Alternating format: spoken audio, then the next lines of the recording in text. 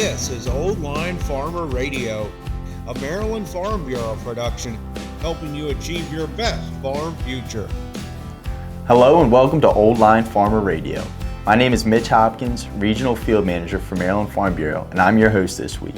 It's currently February 27th, and the average price of soybeans in Maryland is $9.90 per bushel, and corn is at $5.20 per bushel, a 20-cent drop from last week's nearly 2-year high. The headlines of this week.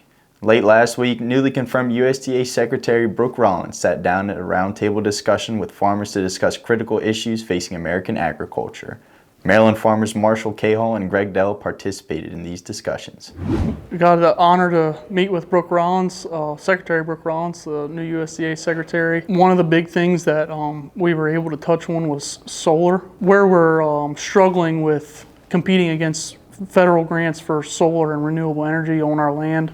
We appreciate the Secretary for taking the time to sit down with our state's farmers. On Friday, we expect a number of farmers to testify in opposition of Senate Bill 931 and House Bill 1036, which would allow the state government to override local zoning laws to approve solar energy projects. Maryland Farm Bureau is opposed to this bill for the negative impact it could have on our state's limited farmland, and we encourage our members to contact their legislators related to this matter. And since 1929, Maryland FFA has provided students with a path to achievement through agricultural education. This week, FFA students gathered in Annapolis for their annual day in Annapolis. Maryland Farm Bureau's Kendall Abrazizi speaks with their leadership. Hi everyone, my name is Kendall Abrazizi and I'm here reporting for the Old Line Farmer Radio. Today, we're here with Maryland FFA. Can you guys take a moment and kind of introduce yourselves to us? Hi everyone, my name is Abigail Eflin. I'm serving this year as Maryland FFA State President. Abby, where are you from? I'm from Frederick County, and I grew up with not an ag background, so I'm not a normal average ag kid like most kids are. I started showing dairy cows when I was a junior, and it kind of started leading me towards running for state office and getting more involved in FFA. Hi, my name is Ella Burrier. I'm currently serving as the Maryland FFA State Vice President. I'm from Frederick County as well. I grew up showing rabbits and turkeys, and that's kind of my connection to agriculture. I did FFA all 4 years of my high school career, and then I decided to run for state office, and yeah, that's where we are now. Awesome, thanks guys. I'm really happy to see you all here today. Can you kind of share a little bit more about what FFA is for our listeners who don't understand? Yeah, so FFA is a youth-led organization, one of the 4 youth-led organizations in Maryland. We are focused on agricultural education and implementing that into high schools and middle schools, and talking about the importance of ag education. Our staple is our FFA blue jackets, so it says our state on the back and where we're from on the bottom, and it's just super important, and we're all connected through agriculture. And for those listeners who may not have maybe such a clear understanding of why agricultural education is important, Abby, do you think you can share a little bit about, how FFA has kind of guided you in your future endeavors and things like that? Yeah, I mean, FFA is a really big part, especially since it's a very interesting intracurricular kind of club that's in our schools. And it's really big, especially with kids who didn't grow up in an ag background like I did, or kids who did grow up in an ag background, just kind of guide them through that process of getting more involved in agriculture and kind of, being able to learn more about it.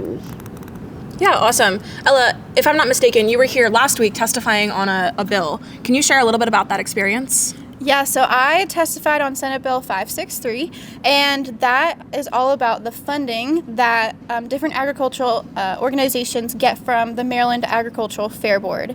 And throughout the past couple of years, that funding has gone down, decreased more and more because they just don't have the money to fund it anymore.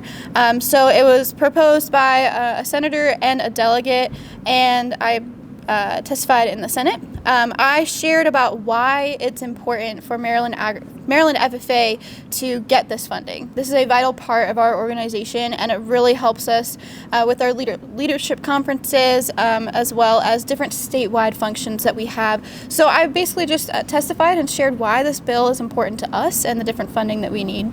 Yeah, and I mean, that funding also would help with events like this. I mean, sure. I'm so excited to see so many blue jackets in Annapolis today. Why don't you guys tell me a little bit about why you guys are here, kind of what the schools have done, and this is probably some of their first time ever in Annapolis and seeing the process on the floors. Yeah. want me to share?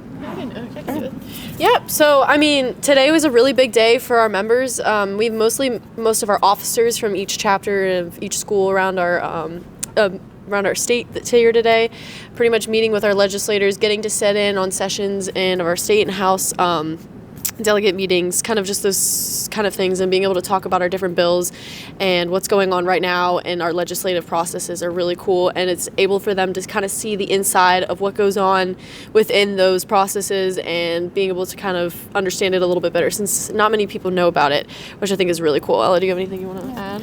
Today we have over 180 FFA members here from all over the state of Maryland. And like Abby said, it's just so important for them to be here. And for a lot of them, it might be their first time. And it's just really great for them to see the legislative process. Yeah, I love that. My ag career actually started in FFA as well, so it's like a full circle moment to see so many jackets here in Annapolis today. To kind of round off our conversation, I would love it if you guys could just share one of your favorite memories from your state officer year so far.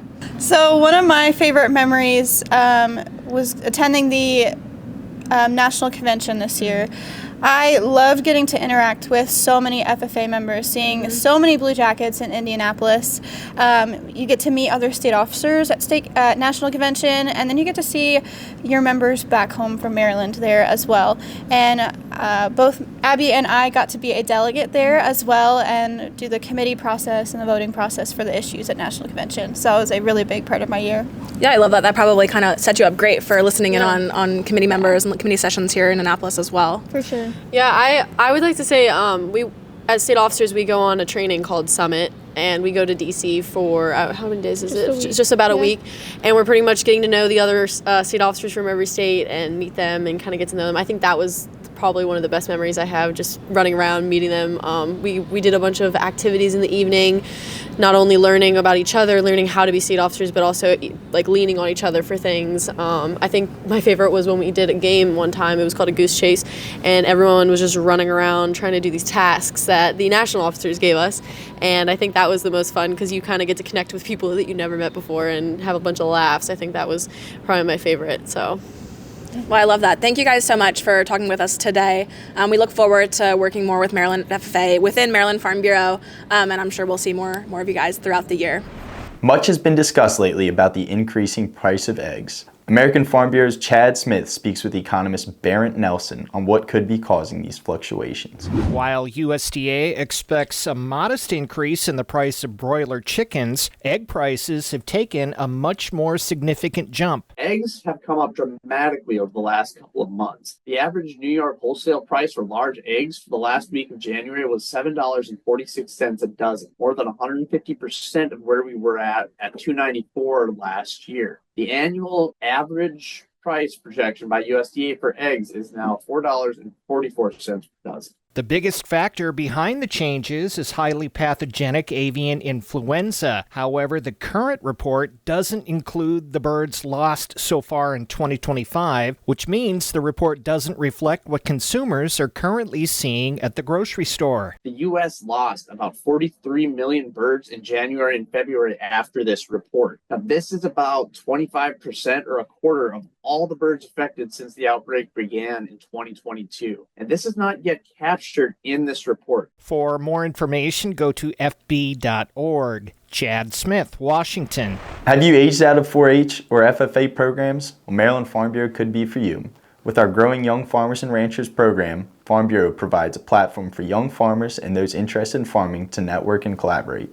Join us to create your best farm future at members.mdfarmbureau.com.